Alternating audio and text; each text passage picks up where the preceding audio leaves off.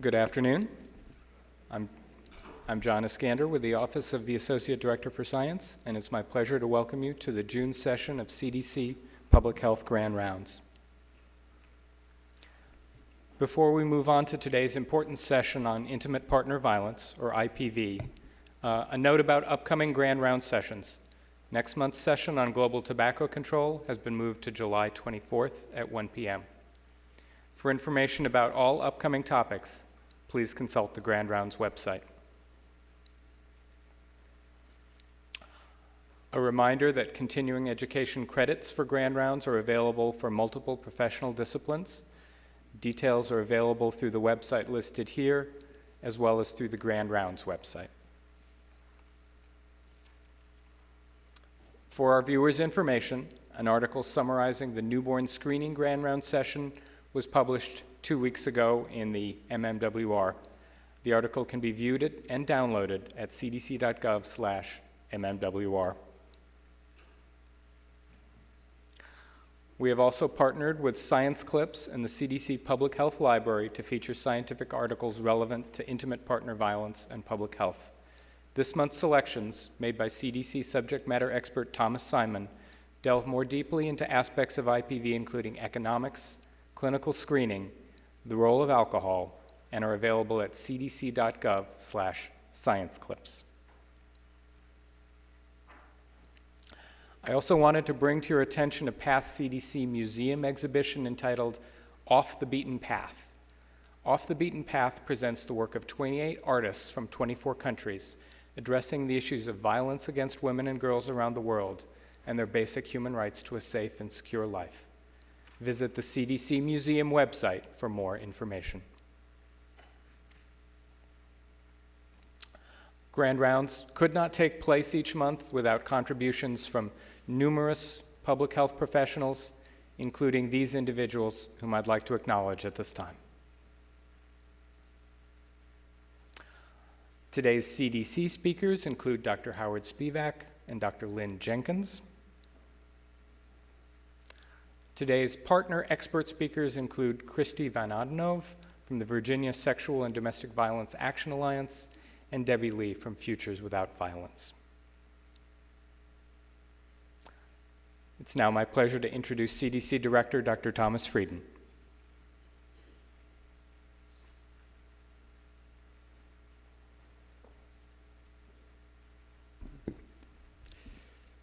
Many years ago, my wife co-founded and then for 15 years ran a Center for Battered Women. Over those 15 years, we supported and sometimes temporarily housed families in crisis who were escaping from abusive, violent, and dangerous home situations. The first responsibility of government is to provide for a safe and secure environment for all of its citizens. And as we work on interpersonal violence, I think we increasingly recognize that that means not only violence on our streets or workplaces, but also violence that occurs at home. Interpersonal violence is widespread. It affects women, men, and children. And for every population it touches, it has profound implications. For children, there's now strong evidence that there are lifelong health and mental health consequences. For the economy, there are significant consequences in terms of productivity, in terms of absenteeism, in terms of safety at the workplace. We have a big challenge. The first is to accurately monitor the level of interpersonal violence and then disseminate that information, our core mission being starting, as always, with surveillance, documenting a problem, being sentinels for health. The next is to identify what works for prevention and mitigation, and then to work with partners to scale up those strategies.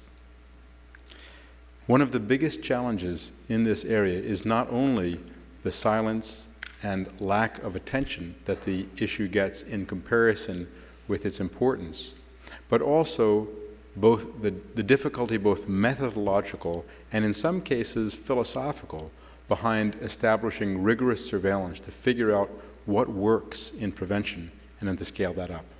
So I'm very much looking forward to this grand rounds and to future work identifying not only the nature and scope of the problem, but the nature and ability to scale up effective strategies to prevent and intervene.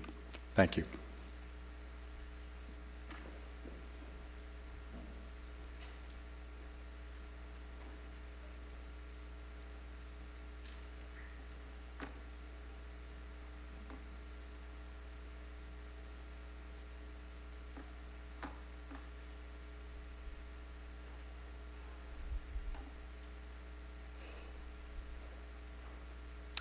Our first speaker today is Dr. Howard Spivak.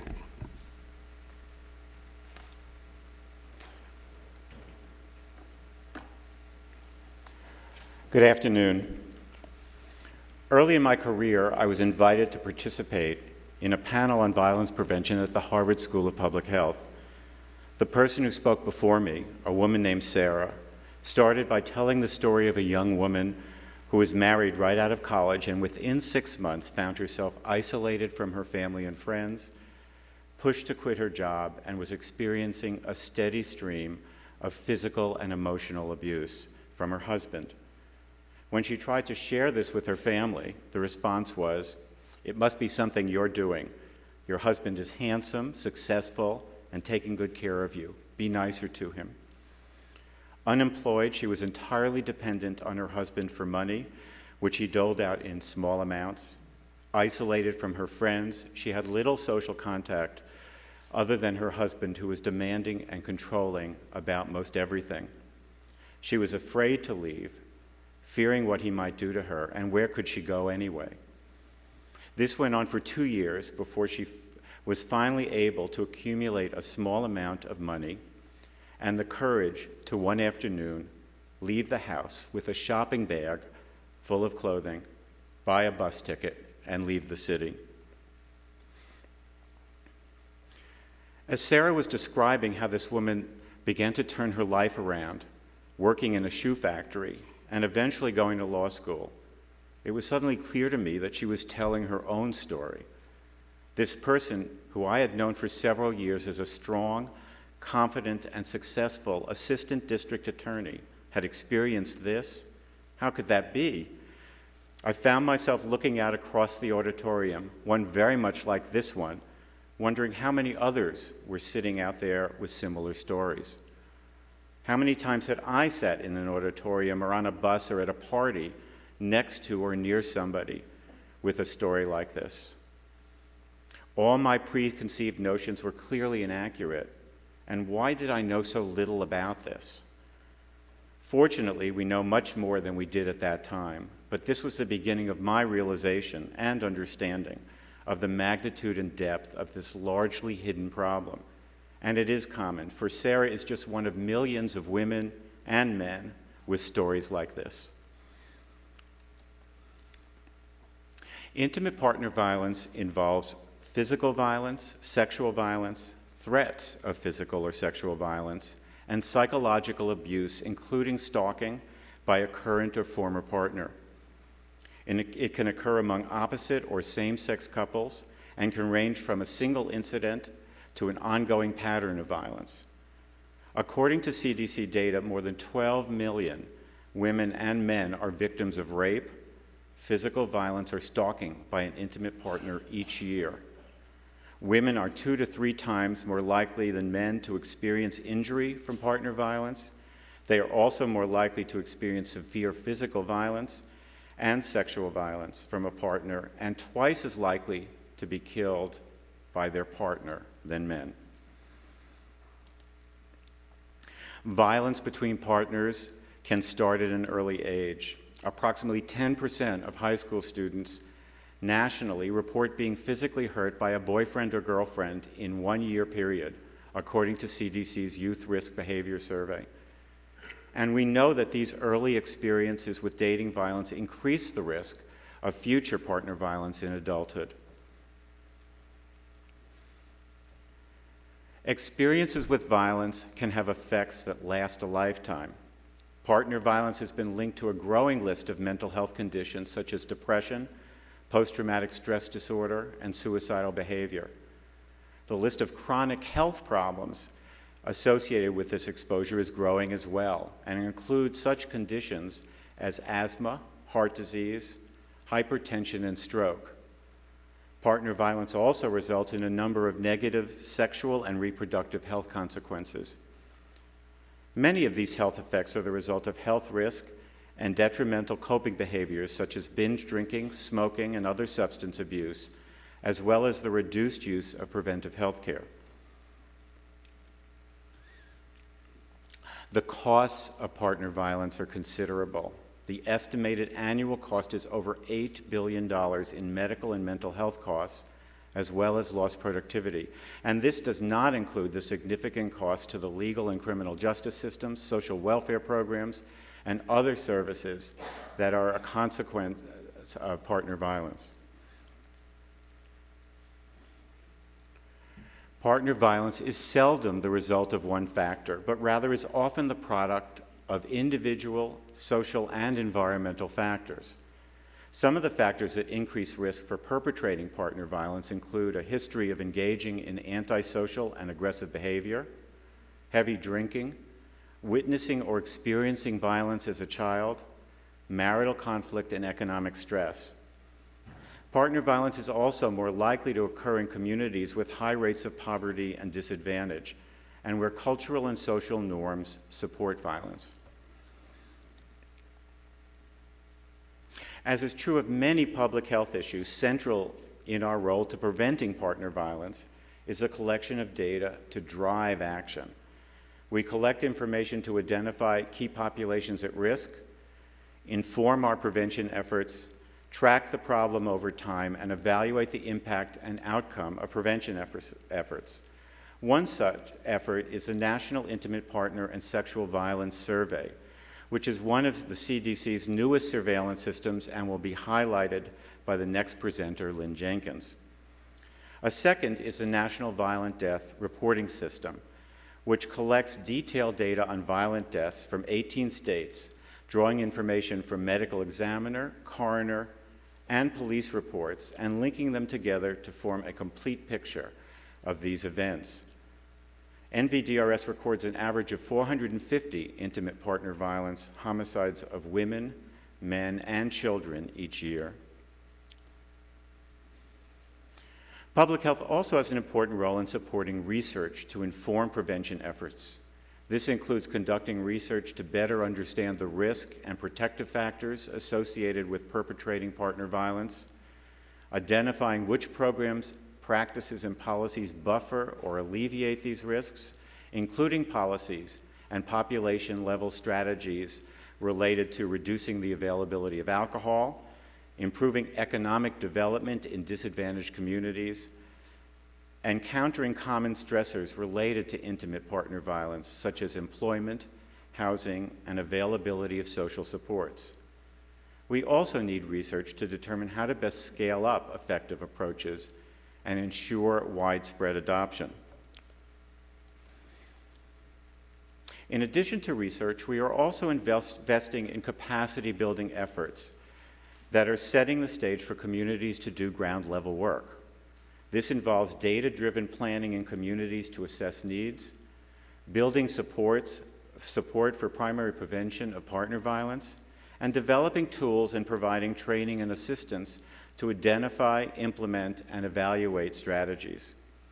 One example of this work is the CDC's Domestic Violence Prevention Enhancements and Leadership Through Alliances program, or DELTA. You will hear a detailed example of this from our third speaker, Christy van Oudenhoze. There's a limited but growing evidence base on preventing partner violence. Many programs change knowledge and attitudes. Few change behaviors. Strategies include youth and parent-focused programs, therapeutic approaches with at-risk couples, community-based programs, economic and policy approaches. Those that have demonstrated effects on behavior in rigorous trials address teen dating violence.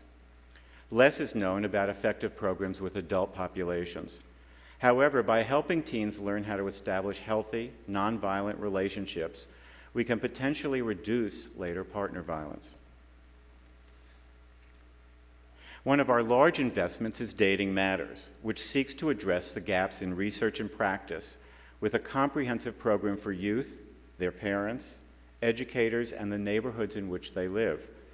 The program, which is engaging the local public health sector, is using evidence-based programs for students and their parents and supporting skills learned with educator training, local policy development, and a youth-focused communication campaign that uses social media and text messaging.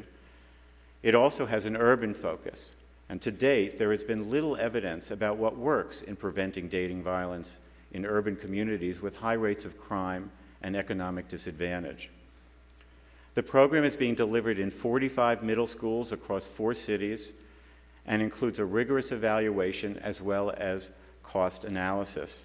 And the goal of the program is to promote respectful, nonviolent relationships and decrease emotional, physical, and sexual violence.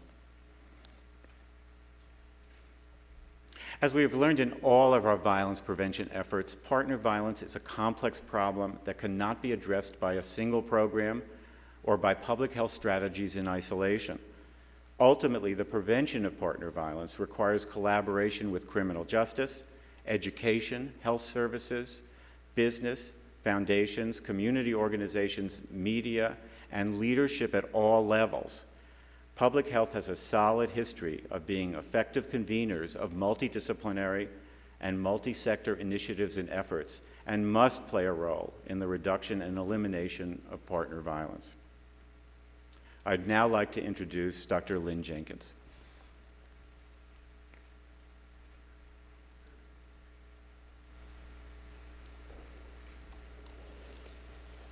Thank you, Howard. I'm very happy to be here to talk to you today about a new surveillance system, the National Intimate Partner and Sexual Violence Survey, what we call NISVS. NISVS represents a major advance in our ability to describe and monitor sexual violence, intimate partner violence, and stalking on an ongoing basis.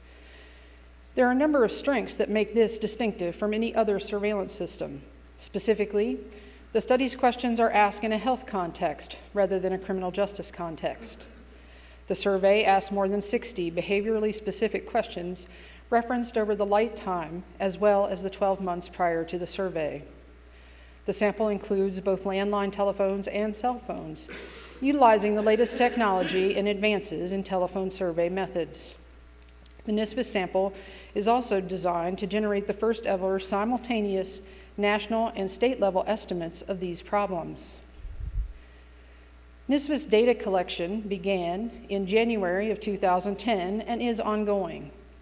In the first year of data collection, we obtained more than 16,000 completed interviews, comprised of more than 9,000 women and nearly 7,500 men. More than half, 55% of the NISVS interviews were conducted via cell phones. The 2010 survey was supported by CDC with additional support from the National Institute of Justice and the Department of Defense. Subsequent data collection years are funded by CDC. Prior to the NISVS 2010 summary report, the most recent public health surveillance data on these issues were from the National Violence Against Women survey that had been conducted in the mid-1990s. Therefore, NISVS provides new benchmark prevalence estimates for intimate partner violence. Data from 2010 indicate that approximately 1 in 4 women and 1 in 7 men in the U.S. have experienced severe physical violence by an intimate partner at some point in their lifetime. This includes, for example, instances of being slammed into something, hit with a fist or something hard, beaten, or hurt by choking or suffocating. As you heard Howard describe, the definition of intimate partner violence, IPV, includes physical, sexual, and psychological aggression, including stalking. In order to encompass this broad definition, we have developed a composite measure of IPV that includes any physical violence, including slapping, pushing, and shoving, along with more severe physical violence, as well as rape and/or stalking. Using this composite measure, more than 1 in 3 women in the U.S. have experienced one or more of these behaviors by an intimate partner. Of these women, 72% reported being fearful when these things happened. 62% were concerned for their safety, and 28% missed at least one day of work or school as a result of this violence. This violence starts at a very young age. Among women who ever experienced rape, physical violence, and/or stalking by an intimate partner, more than 1 in 5, 22%, experienced some form of IPV for the first time between the ages of 11 and 17 years. Nearly half, 47%, first experienced IPV when they were 18 to 24 years of age.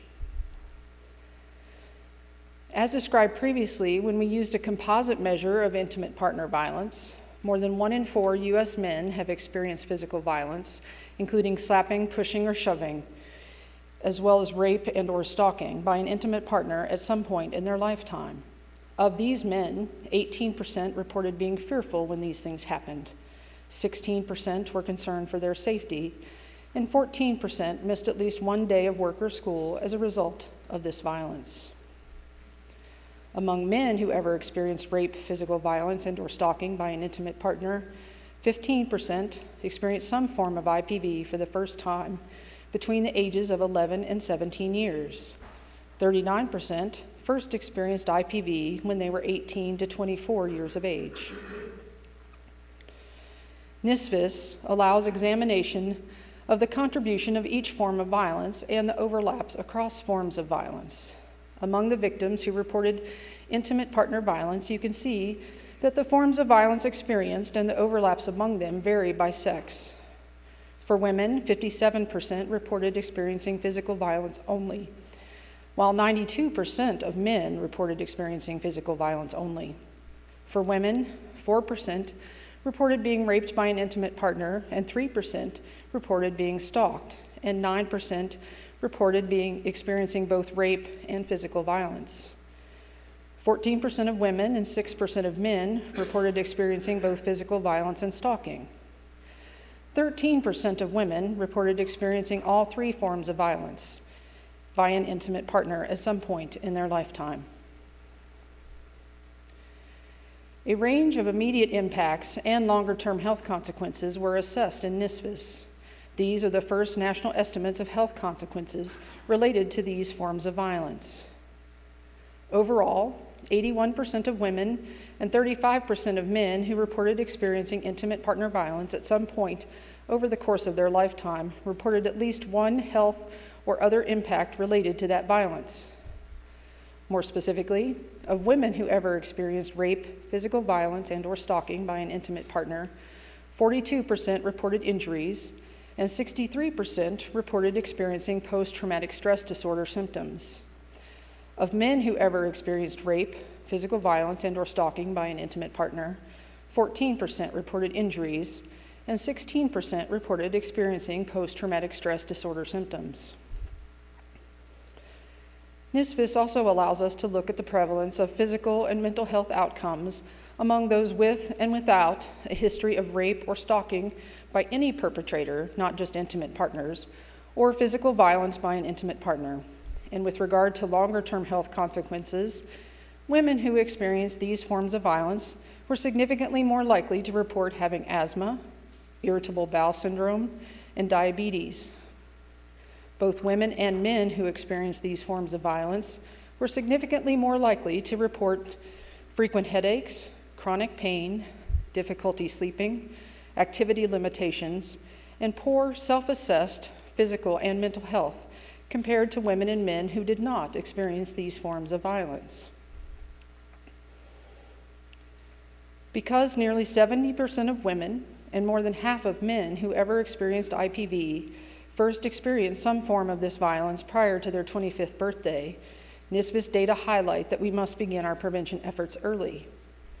As well, it is clear that preventing these forms of violence will dramatically improve the lives of women and men in the U.S., and our other speakers will address some strategies and opportunities for prevention. Planned next steps for the NISVS data specifically include the publication of a report describing sexual violence, stalking, and intimate partner violence by sexual orientation, and a report that provides more in-depth information on intimate partner violence, including further exploration of differences between the experiences of women and men.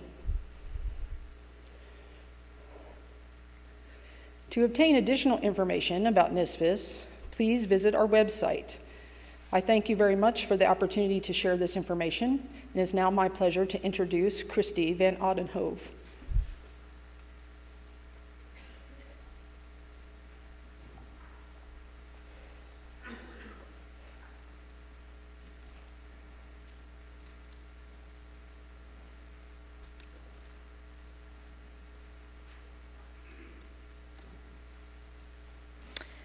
"33 years ago, I began working in this field as an undergraduate intern. I'd grown up in a violent family, and I found healing as I did the work. I found passion and mentors and inspiration in the vision of a world without violence. Nearly a decade ago, that passion and inspiration were rekindled when I saw an announcement about an opportunity to collaborate with the CDC to develop the capacity of state domestic violence coalitions to more effectively prevent intimate partner violence. Before the Delta collaboration with the CDC, coalitions were seeking to end domestic violence by achieving two priority goals: safety for victims and accountability for perpetrators. State domestic violence coalitions are membership organizations of community-based domestic violence programs. We provide training, support, and resources to those member agencies and often to other community professionals as well. Over the years, I've taken many walks on this beach by my home on the Rappahannock River, contemplating the lessons of Delta, which, as Dr. Spivak noted, was designed to help coalitions prioritize preventing intimate partner violence and to build their prevention capacity and infrastructure. I'm going to speak primarily to Virginia's experience, so let me speak just a moment to describe Virginia. As I'm reminded by my partner's family at holiday dinners on a regular basis, my knowledge and appreciation is limited because I am not a Virginian. And that may be what you need to know about Virginia. Virginians are fiercely proud of their history. Instituting major cultural changes can be challenging. From the national perspective, there appears to be some support for the assertion that Virginia is different than the rest of the nation. Before Delta, the coalition might have heralded the publication of the NISVS data by crediting a policy or practice unique to Virginia for what appears to be a significantly lower likelihood of being a victim of rape, physical violence, or stalking by an intimate partner. Because Delta has taught us some appreciation for data and respect for those who understand and interpret it, we will be paying attention to these numbers over time and seeking guidance from our partners on how best to interpret and apply this information. In Virginia, in 2011, nearly 64,000 calls were answered by domestic violence hotlines. Over 21,000 men, women, teens, and children received face-to-face services. 6,600 people received emergency shelter, and more than 3,000 families requested shelter when shelters were completely full. Overall, demand for services has increased more than 10% a year for each of the past 3 years. This increase in demand has come at a time when federal, state, and private funding have all been declining, creating a very stressed intervention system and underscoring the need for prevention. Delta has provided 4 key ingredients for building the prevention infrastructure in Virginia: funding, time, structure, and expertise. Funding has made it possible to add 2.5 full-time prevention staff at the coalition and 1 at each of our 4 community sites to do the work of prevention. Time, in the form of multi-year collaborative agreements, has been an invaluable ingredient. Time to learn, to build a collaboration with the CDC and with other states, to plan and to build new skills. Structure has made the funding and the time stretch even further. The CDC team has provided training, technical assistance, and valued collaboration all along the way. Finally, adding expertise that we had not previously had to the mix is what has made this recipe really turn out well. The first thing Delta did was to change how we think about prevention. In public health, we're familiar with an analogy that describes people being swept up in a river, needing rescue. Intervention is the act of pulling people from the river so they don't drown. Prevention is the act of moving upstream to figure out why people are getting into the river and addressing the source of the problem. A tension is created when you propose to take people out of their intervention roles and send them upstream to search out the problem when there are still people drowning. When you can send folks upstream prepared to tackle both the immediate problem and the longer-term solution, because you've talked with folks being pulled out of the river and have good evidence about the problem and the solutions, the intervention team becomes a valued part of the prevention process. Delta required the participation of coalition executive directors. That addition became key in promoting cross-training and including plans that sustained prevention efforts in our coalition strategic plan. Virginia's prevention team and all staff and governing body members were trained on the principles of prevention, as well as the desired outcomes of our state intimate partner violence prevention plan. The trainings, meetings, regular calls, and email made it possible for staff in Virginia to learn from and communicate with CDC staff as well as our colleagues in other coalitions. This structure accelerated our capacity building, providing ready assistance whenever it was needed. We set out to create a sound, evidence-informed plan with a strong evaluation component in hopes that some of the prevention initiatives in Virginia would prove to be ripe for more rigorous research. At the start of Delta, the collaborative considered nearly 100 intimate partner violence prevention programs as models for primary prevention and found that none truly were evidence-informed. There were education programs that had been well evaluated, but they focused only on individuals and were oriented toward intervention and early reporting of abuse, not prevention. There were innovative multi-strategy prevention projects that had yet to be evaluated. As the first decade of Delta comes to an end, there are nearly 100 statewide and community prevention programs to consider for future research. These include initiatives focusing on college students, high school age, and African American youth. Early on, the CDC added empowerment evaluators as a part of the team in each state to the Delta mix to guide us through a planning and implementation process that included evaluation from the start. This approach established the role of evaluator as an active participant in prevention. The concept of empowerment evaluation was perfect for domestic violence coalitions. Power and control are central to our work because the abuse of power is at the core of domestic violence.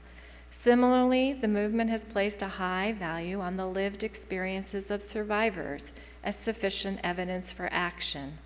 Bringing empowerment evaluation to the table made it clear that power would be shared and affirmed that the experiences of survivors would be considered a valuable form of evidence in planning for prevention. This formed the bridge that made the science and advocacy partnership possible. We've been building capacity in 4 communities across Virginia. The axiom, "we teach what we need to learn," has never been truer.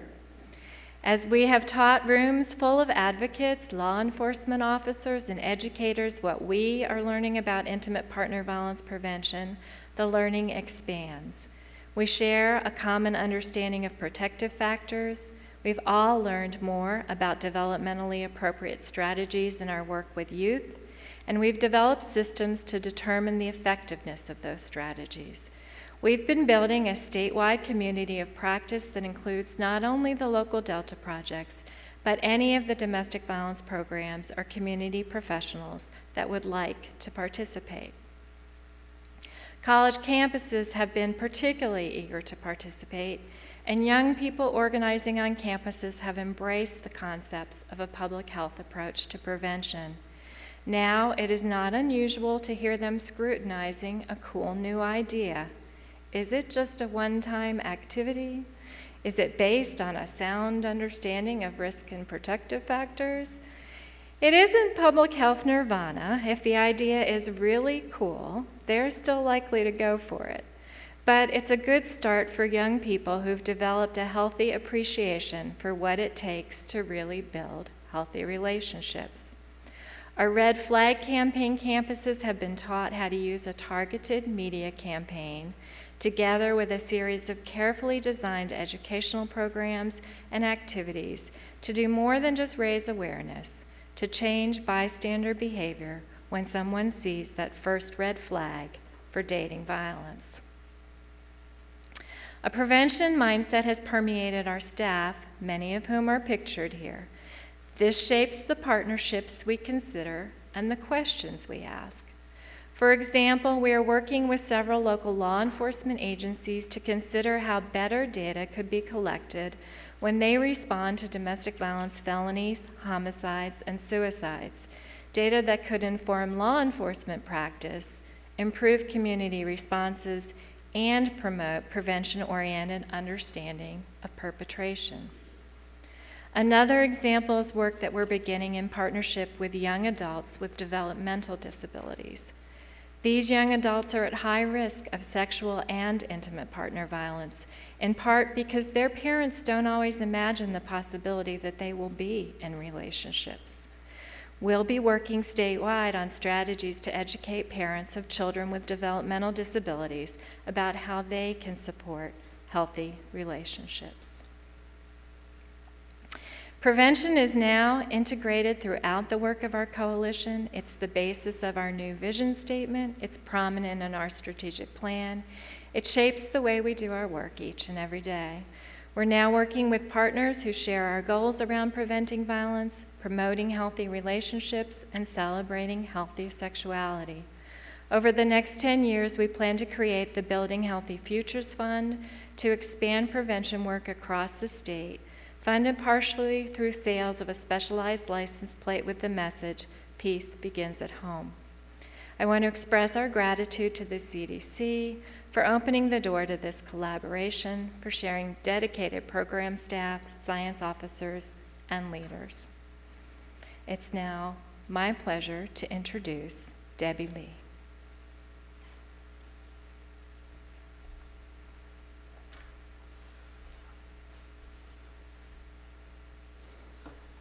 Good afternoon.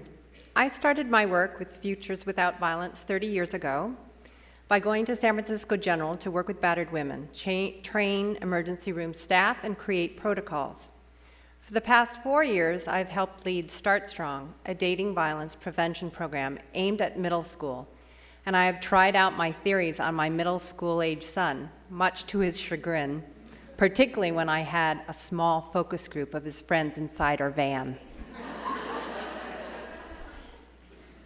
Some of you will know us by our old name, Family Violence Prevention Fund.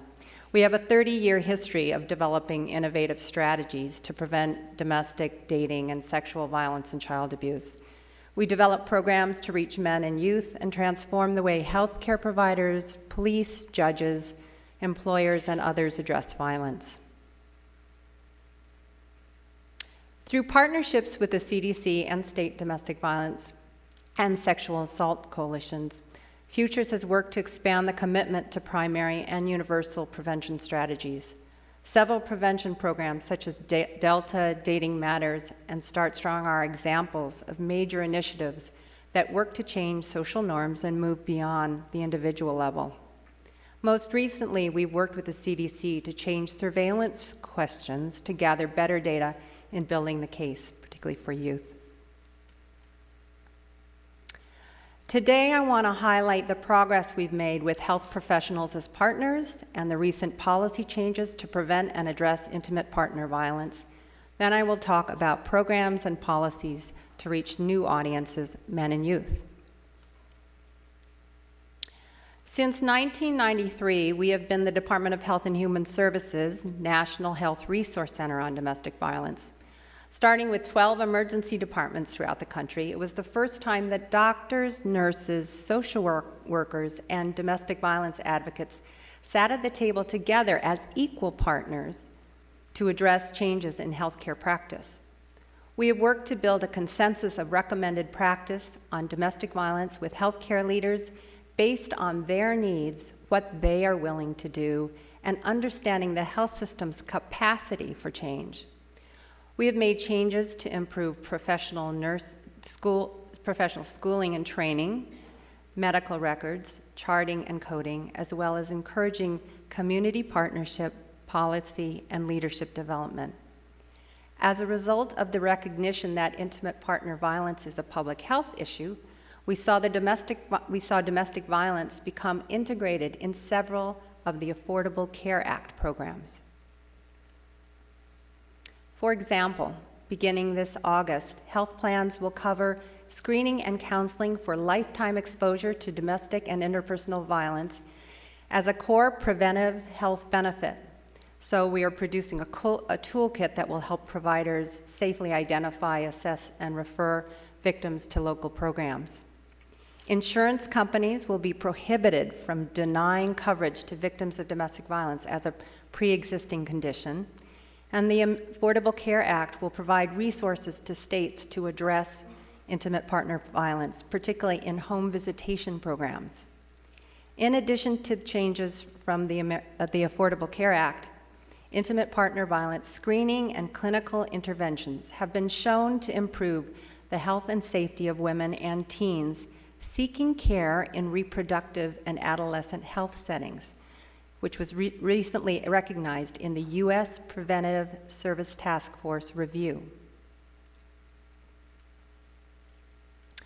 In looking at the Affordable Care Act opportunities, our organization is working on a variety of practice and policy recommendations.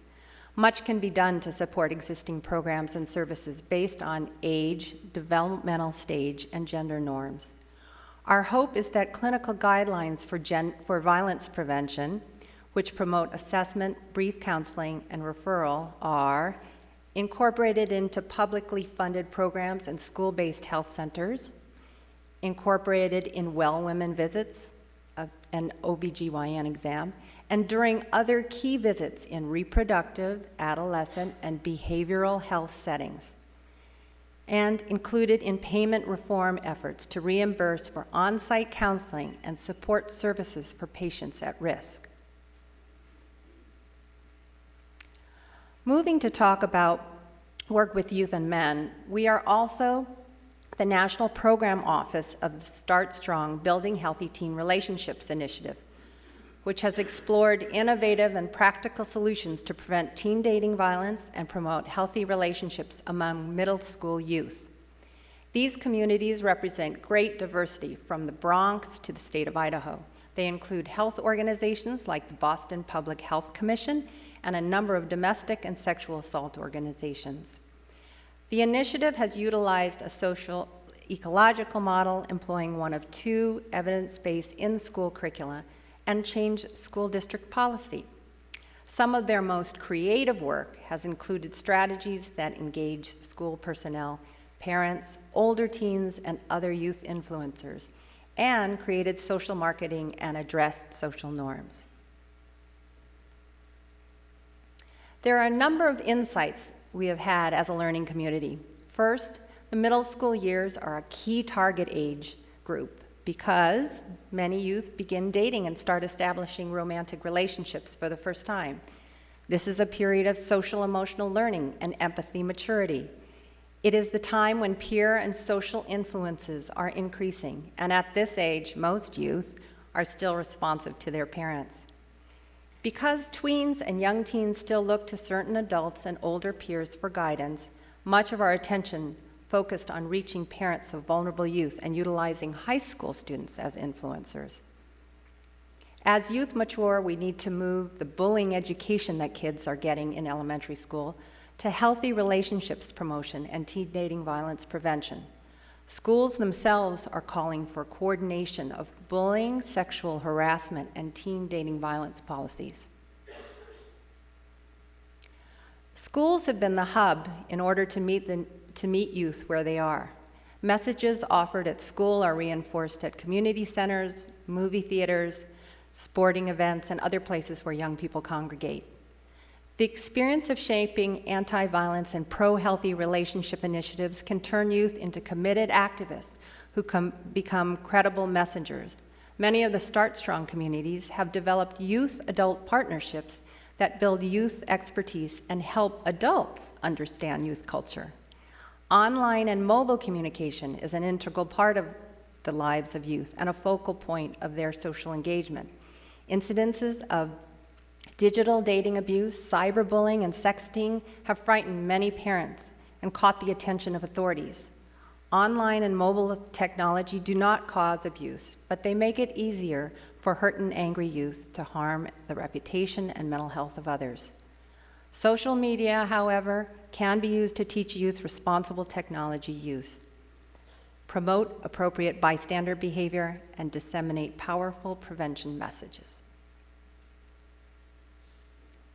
I also want to share with you some of the innovative strategies to engage youth implemented by Start Strong Boston of the Boston Public Health Commission. For example, they saw the public conversation opportunities in the 2009 dating violence incident involving pop star idols Chris Brown and Rihanna. Their survey on the incident, which made headlines, found that nearly half of Boston youths surveyed said she was responsible for what happened, while 52% said they were both to blame. Start Strong Boston also went on to hold a summit for parents and youth to promote healthy relationships and prevent teen dating violence through a discussion about breakups. These are just a couple of the examples of our community's innovative strategies. I encourage you to check out startstrongteens.org to see more. I want to highlight That's Not Cool, the public education campaign, national, that uses digital examples of controlling, pressuring, and threatening behavior to raise awareness about and prevent teen dating abuse. Its target are teens ages 13 to 15. The website is the hub of the campaign and engages teens in a variety of activities about power and control in their relationships, including interactive videos, games, call-out cards, which they can text to each other, and a tool which allows teens to create their own unique animated characters.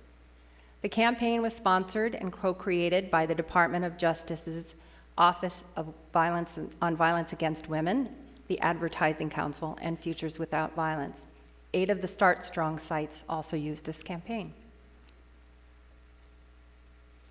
Another public education campaign is Coaching Boys into Men, which engages men to talk to boys in their lives about violence against women being wrong.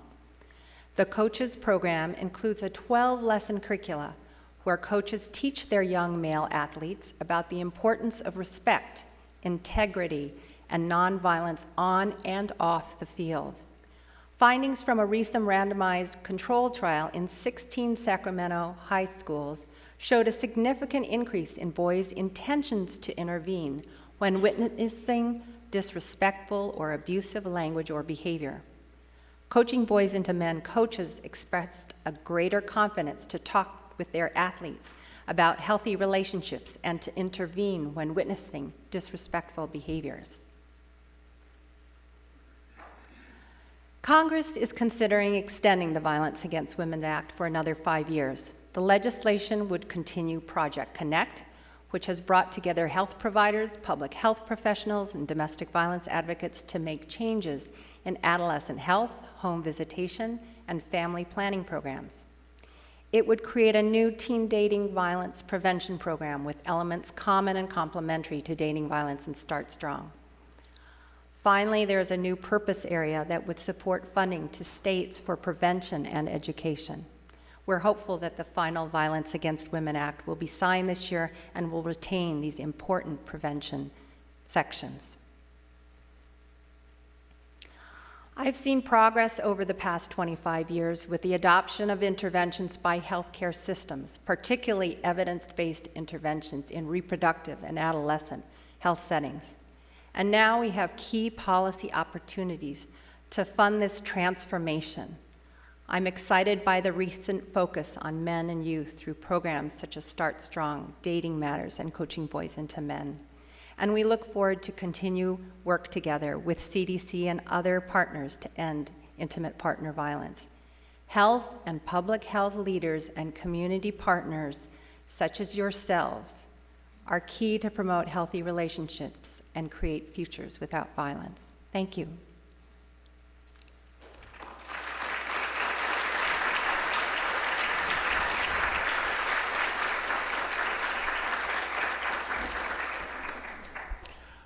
We're now open for questions.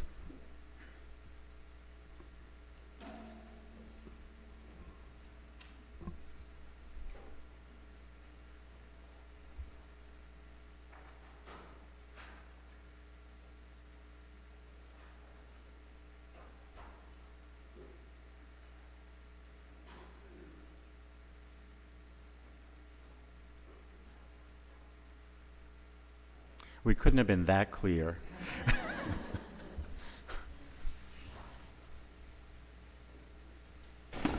Grant Baldwin Injury Center. I wonder if you could speak, it was an excellent presentation, about how you message, one of the things that was very compelling to me, this notion of the impact of violence across the life course, and how you look, maybe this question is for Debbie, how you look at a youth non-exposed to violence and with the sort of evidence-based programs implemented, how their life course changes. The trajectory of their life is very different from, a middle school student named Robert or Jen, how their life is divergently variable if they're not exposed to violence, and how you utilize that in sort of messaging and getting energy around violence prevention.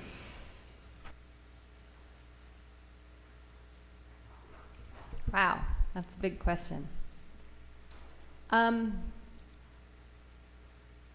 will say that most of our work has been around sort of a universal approach. So what I will say is that, one, over the life course, we do really have to pay attention to where kids are at. When you talk about teen dating violence, in our case, when we were doing our program in middle school, sometimes it had residents and sometimes it did not at all. I mean, kids if they're not there yet, they really don't get it. But they do get, they're all about fairness at middle school, about teachers being fair, kids being fair to one another. And so there is a lot about this healthy relationship and sort of your right as a middle school student about what you can expect, what you have the right to. So again, that developmental stage is really, really important. I think, again, because we were coming from a universal point of view, that resonated with kids who were at risk or not at risk. Talking about fairness, talking about also at middle school, talking about bystanders. That was a very interesting learning point of view that we found, that kids weren't always willing or knowing what to do as being a bystander, but they did have a judgment to make. And so for that, I think there's a lot of future work to think about, and there have been some great programs, Green Dot, other ones, that are moving towards that. And teaching kids where they often say they know what's going on in lots of other friends' lives, but not in their own, which may not always be true, but that's what they're saying too. Two questions. First, I believe the YRBS data over the last few years has shown some trends in dating violence. I'm wondering if you could comment on those, any theories behind what may be causing any changes or the patterns that we're seeing. And second, in the evaluation of criminal justice interventions, there have been mandatory arrest or hotspot attempts to identify families that have called once or more than once and more referrals or interventions.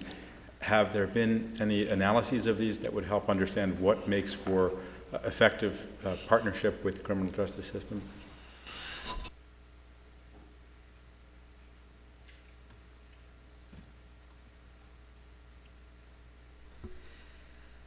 I think that we're not entirely sure what's driving the changes in the YRBS data. I think one thing that we have been, sort of really cognizant about, and I know Debbie mentioned it, is that the question about teen dating violence had a lot of components. It wasn't very clear, and so it was not a really good measure. And so we're thrilled now that the new question on teen dating violence in YRBS will give us much better data, and we'll have more certainty that we know what we're talking about when we look at the data. So I apologize, but I don't think that we know precisely what is behind that.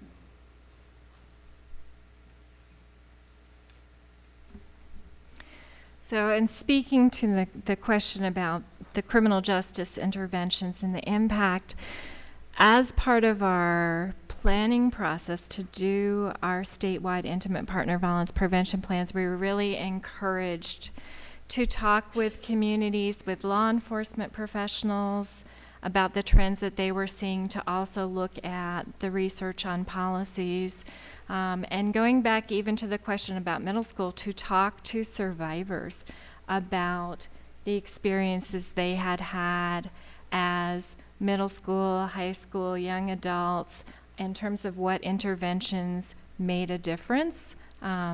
What we know is that exposure doesn't universally have the same impact on people. And so what could we learn about what was helpful to people who made it and were part of the system helping, and what could we learn from folks who are still struggling? And so I think that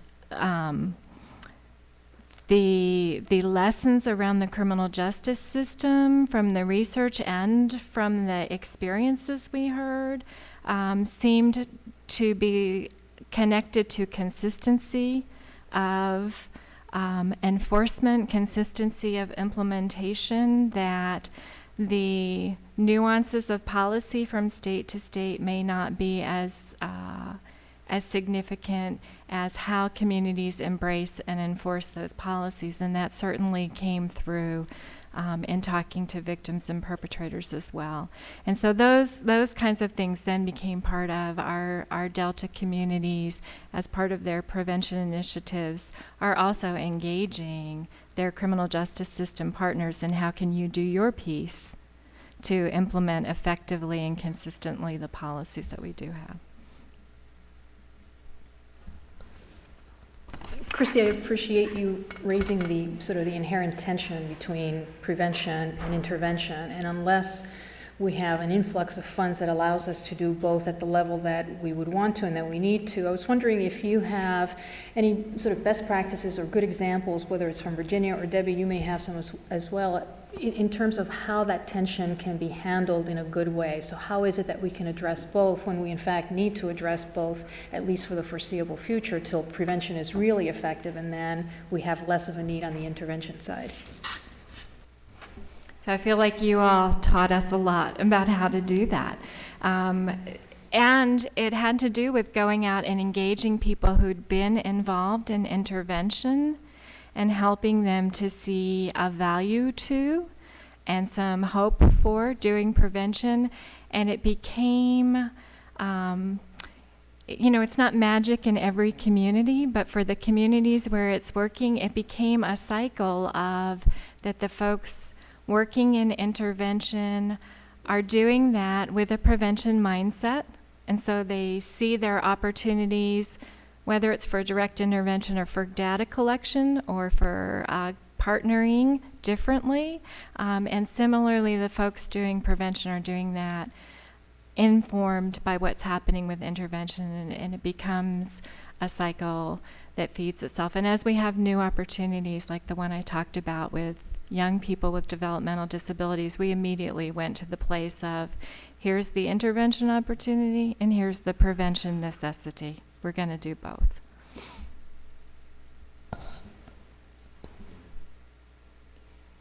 I do think that there are different approaches for people who are in the trenches too.